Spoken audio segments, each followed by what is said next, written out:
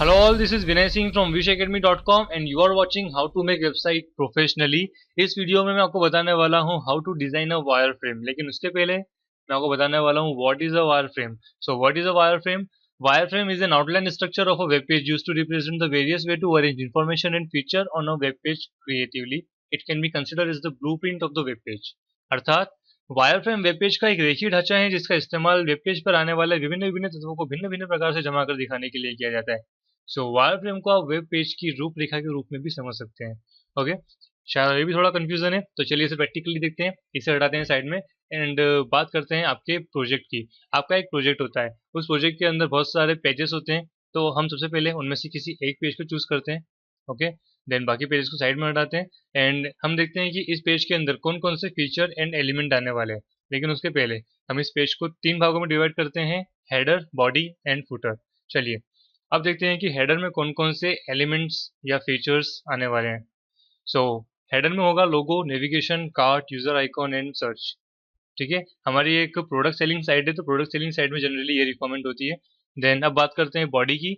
So body में होगा एक slider, then offer banners, then categories, किसी प्रोडक्ट की कैटेगरीज हो सकती हैं, देन प्रोडक्ट्स। ओके, अब बात करते हैं फुटर की। तो फुटर में नॉर्मल जो चीज़ें होती हैं वही है, like social media links, newsletter, text box, list and corporate notice and जो प्राइवेसी पॉलिसी की लिंक्स आती हैं, दैट्स ऑल। ठीक है, सो हमारे पास एक पेज है, उस पेज को हमने 3 भागों में डिवाइड किया है। हमें पता है कि कौन कौन से एलिमेंट हमें किसी पेज पर पुट करना है। सो इनका अरेंजमेंट जो होगा उसे हम करके देखेंगे एक आउटलाइन स्ट्रक्चर में। इसे हम कहते हैं वायरफ्रेम। सो हम किस तरह बना सकते हैं वायरफ्रेम? वायरफ्रेम बनाने के लिए हमें कुछ टूल्स की जरूरत होती है। So let's talk about tools to design a wireframe. Well, wireframe हम 2 तरह से बनाते हैं। सबसे पहले हम एक बेसिक स्ट्रक्चर बनाते हैं, या उसे हम ब्रेनस्टॉर्म कहते हैं, या फिर रफ आइडिया।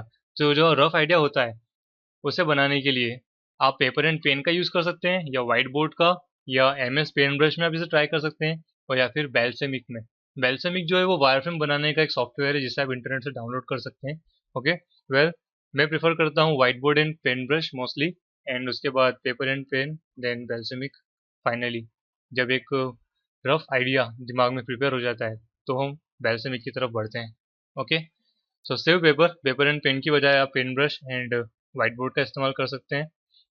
जब एक रफ आइडिया रेडी हो जाता है तो आप उसे कन्वर्ट करते हैं एक मास्टर प्लान में या एक ब्लूप्रिंट में। तो ब्लूप्रिंट बनाने के लिए आप यूज़ करते हैं फोटोशॉप का, इलस्ट्रेटर का, इनडिज़ाइन का, या फायरवर्क का, इनमें से किसी एक का, या अगर आप कोरल भी यूज़ कर सकते हैं या स्केच स्टूडियो, जो भी सॉफ्टवेयर प्रेफर करते हैं। ओके, सो इन्हें हम कहते हैं एसडी वायरफ्रेम, जो मॉकअप के आसपास होते हैं।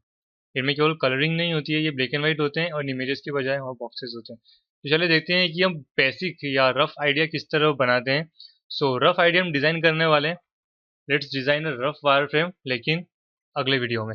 Okay, so thank you for watching this video. I hope you like this and don't forget to share this video, like this video, subscribe us and don't forget to watch the next video. Okay, so stay connected. Thank you for being with us. Happy coding.